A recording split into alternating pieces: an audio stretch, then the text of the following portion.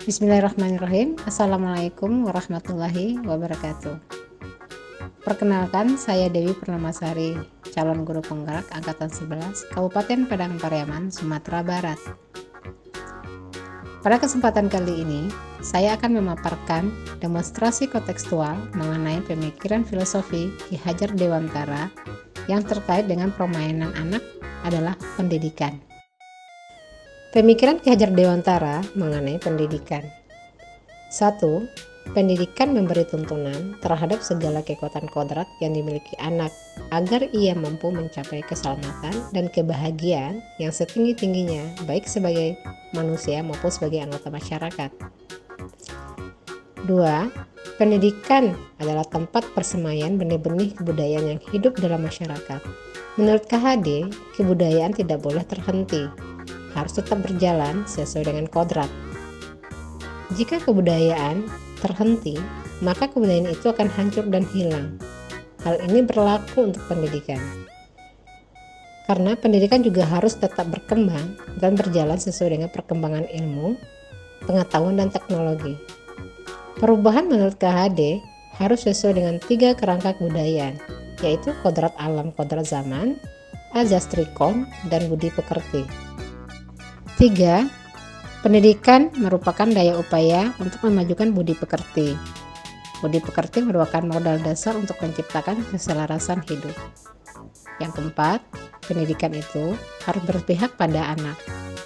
Artinya di sini, pendidikan yang guru berikan berorientasi pada anak dengan memberikan pengalaman belajar yang menyenangkan. Salah satu contohnya, bermain sambil belajar. Hal ini selaras dengan apa yang dikatakan oleh KHD, bahwa permainan anak adalah pendidikan. Kodrat anak adalah bermain, sehingga pembelajaran bisa diintegrasikan dengan pola permainan. Ki Hajar Dewantara meletakkan dasar pendidikan yang memerdekakan sekaligus dasar bagi sistem pendidikan nasional. Salah satunya adalah trilogi pendidikan atau yang kita kenal sebagai 3 semboyan Ki Hajar Dewantara. Ingarso Sung Tuludo, di depan memberi teladan, Ingmadya Mangun Karso, di tengah membangun semangat atau kemauan, Tutwuri Handayani, dan di belakang memberi dorongan. KHD memiliki pandangan yang mendalam mengenai permainan anak adalah pendidikan. Inti pemikiran beliau, 1. Pendidikan yang holistik. KHD menekankan pentingnya pendidikan yang mencakup seluruh aspek perkembangan anak, baik fisik, mental, sosial, maupun emosional. Melalui permainan, anak belajar berinteraksi dengan lingkungan dan sesama yang mendukung perkembangan sosial dan emosional mereka. 2. Belajar sambil bermain. Beliau percaya bahwa anak-anak belajar lebih efektif ketika mereka dalam suasana yang menyenangkan.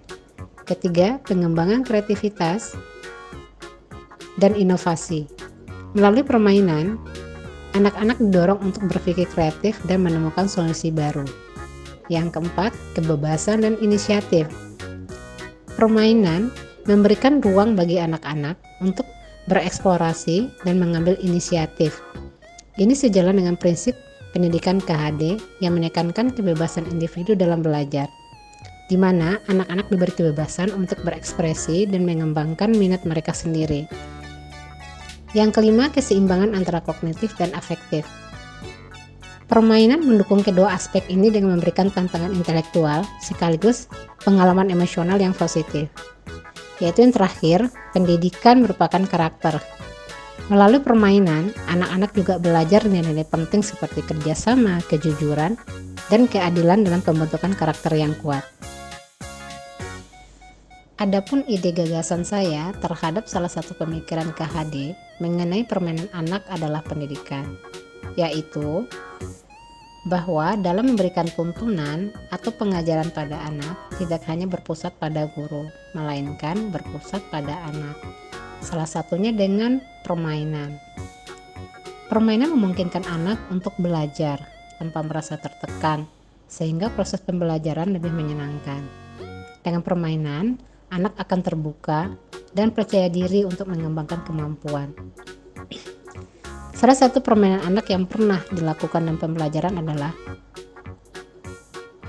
yaitu permainan bola tangan.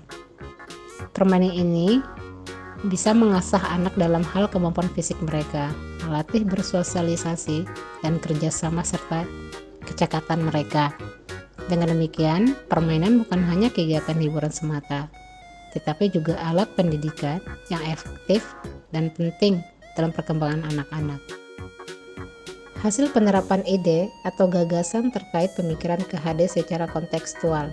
Yang pertama, kegiatan pembiasaan pagi sebelum masuk kelas, yaitu senam pagi. Kegiatan ini merupakan kegiatan rutin yang sekolah lakukan sebelum masuk kelas. Aktivitas fisik yang menyenangkan sebelum pelajaran dapat meningkatkan konsentrasi dan semangat anak untuk melaksanakan pembelajaran selanjutnya. Yang kedua, kegiatan pembelajaran yang bervariasi, yaitu kegiatan pembelajaran yang memanfaatkan teknologi, alam sekitar, dan media atau metode yang tepat yang ada di lingkungan sekolah. Salah satunya metode permainan. Metode ini memberikan kesempatan untuk berlatih mengambil keputusan, serta lebih menarik dan menyenangkan sehingga memudahkan siswa memahami materi pelajaran yang disampaikan. Selanjutnya, kegiatan ekstrakurikuler. Kegiatan terakhir adalah kegiatan literasi. Kegiatan ini dilaksanakan untuk menumbuhkan minat baca peserta didik serta keterampilan membaca, ataupun menumbuhkan kesukaan siswa atau peserta didik terhadap buku. Untuk dapat mewujudkan penerapan pemikiran KHD tidaklah mudah.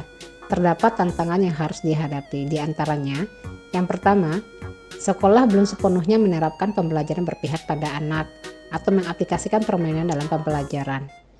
Yang kedua, kebanyakan guru sudah merasa nyaman menggunakan cara mengajar lama atau berpusat pada guru.